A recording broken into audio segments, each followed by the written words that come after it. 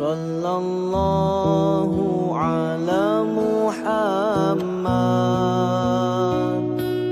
sallallahu alaihi wasallam, sallallahu ala Muhammad,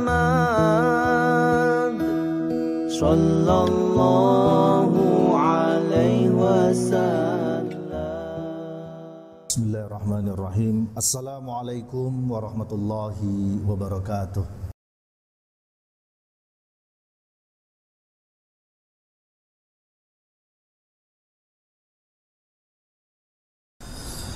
Innal hamdalillah nahmaduhu wa nasta'inuhu wa nastaghfiruh wa na'udzu billahi min syururi anfusina wa min sayyiati a'malina. May yahdihillahu fala mudhillalah wa may yudlilhu fala hadiyalah. Asyhadu an la ilaha illallah wahdahu la syarikalah wa asyhadu anna Muhammadan abduhu wa rasuluhu la nabiyya ba'dah. Allahumma fashalli wa sallim ala sayyidina Muhammad wa ala alihi wa ashabil kiram wa sallama tasliman katsira, amma ba'd. Fa ya ibadallah, usikum wa iyaya bitaqwallah wa ta'atihi faqad fazal muttaqun. Wa qala Allah ta'ala fi kitabihil karim wa huwa asdaqul qailin.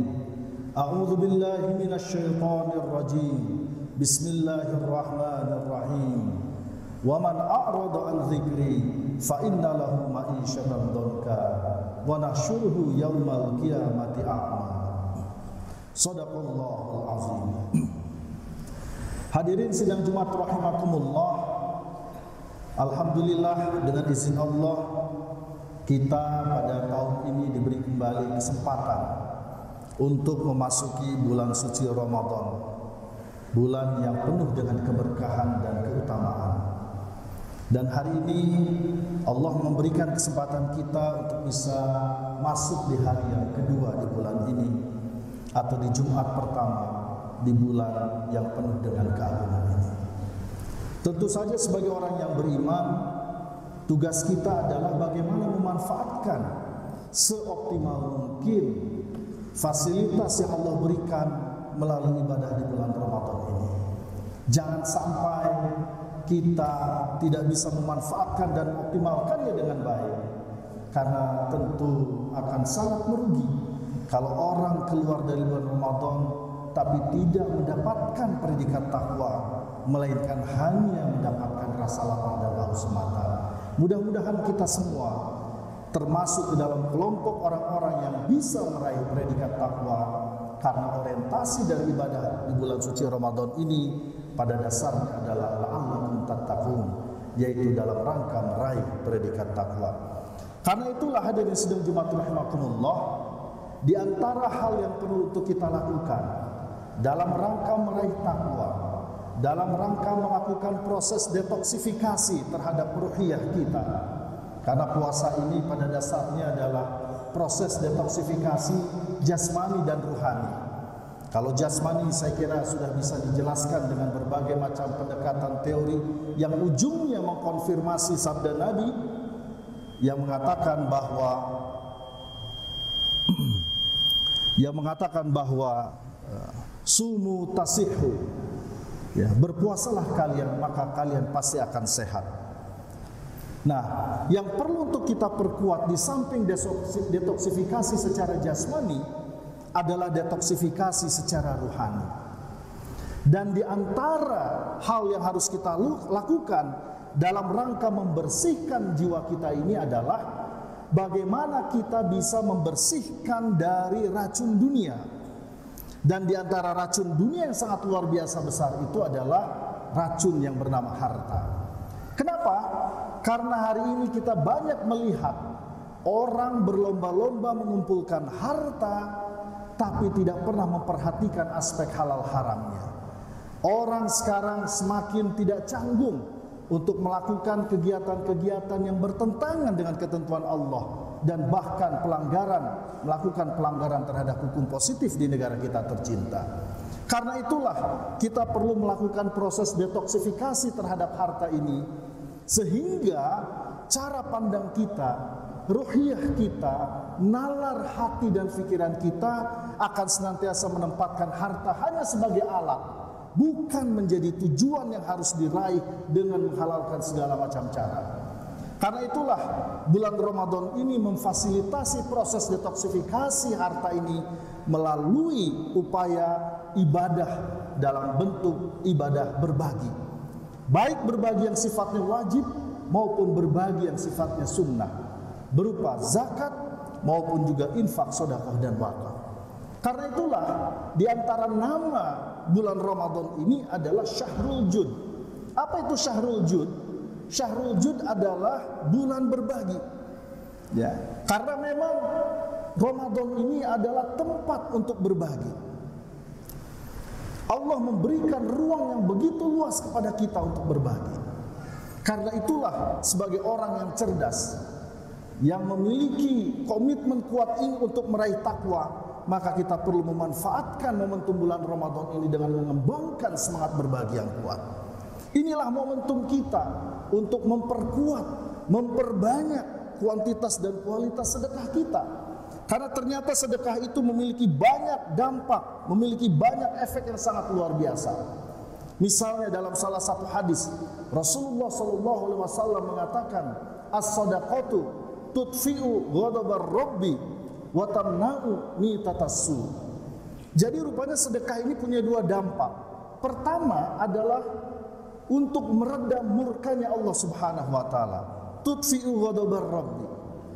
Jadi kalau kita melihat fenomena-fenomena yang menggambarkan atau merefleksikan kemurkaan Allah, maka cara untuk meredam kemurkaan Allah itu adalah dengan memperbanyak sedekah. Cara untuk mengantisipasi krisis ekonomi adalah dengan memperbanyak sedekah. Cara untuk mengantisipasi berbagai macam gejolak-gejolak yang terjadi hari ini, konflik-konflik sosial horizontal yang terjadi hari ini adalah dengan memperbanyak sedekah. Karena tutfi'u ghadabar rabbi, untuk meredam. Inilah nalar-nalar keimanan yang mungkin secara logika apa hubungannya, tapi ternyata disitulah perintah agama kita. Jadi itu yang pertama. Kemudian yang kedua apa? Wa tamna'u mitatassu, yaitu akan mencegah dari kematian yang buruk. Jadi kalau kita hadirin semua, kita semua ingin ujung kehidupan kita husnul khatimah, saya yakin tidak ada satupun yang ingin su'ul khatimah. Semuanya ingin husnul khatimah, ujung hidupnya baik. Maka berdasarkan hadis ini, ujung kehidupan yang baik itu harus kita jemput. Dengan cara apa? Dengan cara kita bersedekah. Jadi hadirin sidang Jumat rahimakumullah, ini adalah salah satu hal yang sangat luar biasa. Kita jemput ujung kehidupan kita dengan bersedekah. Kalau hari ini kita belum masuk ke dalam kategori wajib zakat, minimal sedekah sunnah yang kita terus perbanyak. Dan sedekah sunnah itu bisa berupa infak sedekah biasa maupun juga dalam bentuk wakaf. Jadi karena itulah hadirin sidang Jumat rahimakumullah, kita harus manfaatkan momentum bulan suci Ramadan ini. Karena dalam hadis yang lain dikatakan, afdhalus shadaqah shadaqah fi Ramadan. Sebaik-baiknya sedekah itulah sedekah di bulan Ramadan. Ya, jadi kalau kita ingin sekali lagi husnul khatimah, perbanyak sedekah, dan sekaranglah momennya. Termasuk juga kalau kita ingin terus berbakti kepada orang tua kita yang sudah meninggal. Karena yang namanya berbakti itu, hadirin sidang Jumat rahimakumullah, berbakti itu tidak berhenti sampai orang tua kita meninggal, itu salah. Berbakti itu baru berhenti kalau kita sendiri yang sudah meninggal. Karena itu sampai akhir hayat kita tetap punya kewajiban kalau kita mencintai orang tua kita walaupun orang tua kita sudah meninggal. Apa yang harus dilakukan? Yang harus dilakukan selain mendoakan orang tua, ya, karena doa anak soleh itu insya Allah makbul. Yang kedua adalah kita bisa berwakaf, bersedekah atas nama orang tua kita. Kita hadirkan sumber-sumber pahala yang akan melahirkan pahala berkelanjutan yang akan dinikmati oleh mereka yang sudah meninggal, termasuk orang tua kita yang sudah meninggal. Dengan cara apa? Dengan cara berwakaf. Karena kita boleh berwakaf, bersedekah atas nama orang-orang yang kita cintai, termasuk kalau orang-orang yang kita cintai itu sudah meninggal dunia. Jadi jangan mengaku anak soleh kalau belum pernah berwakaf atas nama orang tua kita yang sudah meninggal. Dan berwakaf ini sekarang sangat mudah sekali, ya. Berwakaf ini sangat mudah sekali. Sudah banyak platform-platform yang memfasilitasi wakaf, terutama khususnya wakaf uang.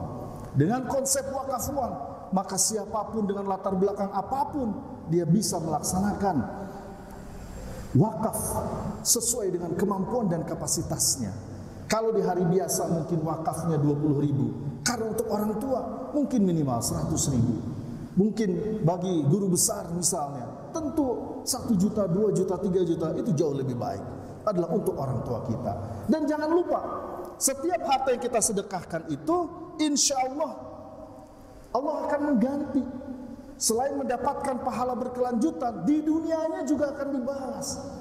Ya. Dalam hadis yang lain Rasulullah sudah menegaskan, mana kasat sedekatun min malin, nggak akan berkurang harta yang disedekahkan. Jadi karena itu hadirin sidang Jumat rahimakumullah, inilah diantara keutamaan sedekah yang perlu untuk kita manfaatkan di bulan penuh dengan keagungan ini. Termasuk juga kalau kita bicara dalam konteks bagaimana membangun bangsa dan negara, maka salah satu elemen komponen penting yang perlu untuk terus kita kumandangkan dan kita jadikan sebagai gerakan bersama adalah gerakan berbagi.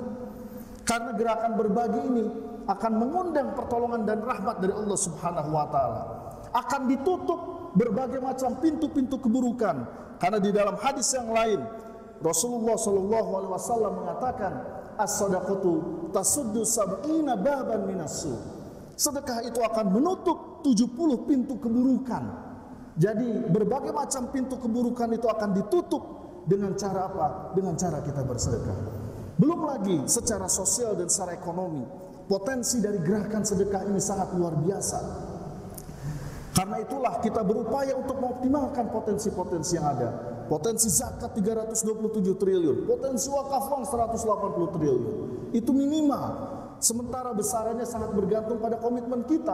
Kalau kita ingin 20% income kita disedekahkan, maka potensinya akan selaras dengan minimal 20% dari total pendapatan kita. Jadi karena itulah hadirin sidang Jumat rahimakumullah, sekali lagi mari kita lakukan proses detoksifikasi terhadap kecenderungan dan kecintaan terhadap harta yang berlebihan dengan cara kita memperkuat ibadah berbagi, yaitu zakat, infak, sedekah dan wakaf. Insya Allah kalau kita biasa berbagi, sebagaimana yang dikatakan oleh salah seorang sahabat Abdullah bin Jabir radhiyallahu an, beliau mengatakan, tidak ada satupun sahabat yang Allah berikan keleluasaan harta kecuali dia berwakaf, kecuali dia berbagi. Dan dalam sejarah kita melihat begitu banyak contoh-contoh. Ternyata kehidupan yang baik yang mereka lahirkan, salah satunya ditopang oleh semangat berbagi yang sangat kuat. Karena itulah hadirin sidang Jumat rahimakumullah, mari kita lakukan proses detoksifikasi harta ini dengan sebaik-baiknya, yang ujungnya nanti akan melahirkan pribadi yang bertakwa. Karena bagaimanapun juga di dalam Al-Quran surat Ali Imran, di antara ciri orang yang bertakwa adalah alladzina yunfikuna fis sarra'i wad dharra, orang yang suka berbagi baik dalam keadaan senang maupun dalam keadaan sulit, baik dalam keadaan mampu maupun dalam keadaan tidak mampu. Mudah-mudahan Allah Subhanahu wa taala senantiasa memberkahi dan melindungi kita. Dan terakhir, ini sebagai tazkirah pengingat bahwa di bulan Ramadan ini ada malam Lailatul Qadar. Mari kita jemput malam itu ya dengan sebaik-baiknya. Dan saya menyarankan bagi para jamaah yang harus mudik dan kebetulan mudiknya di malam Lailatul Qadar, maka tolong rencanakan proses mudiknya dengan baik.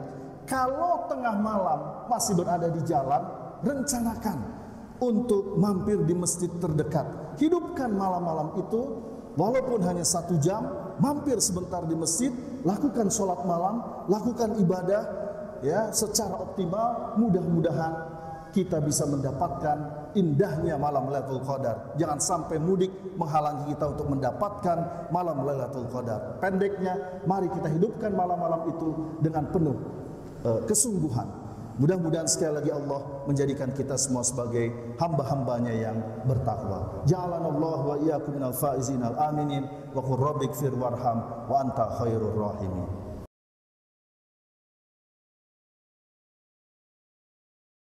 Alhamdulillah, alhamdulillahilladzi arsala rasulahu bil huda wa dinil haq liyudhhirahu 'ala ad-dini kullihi wa kafaa billahi syahida.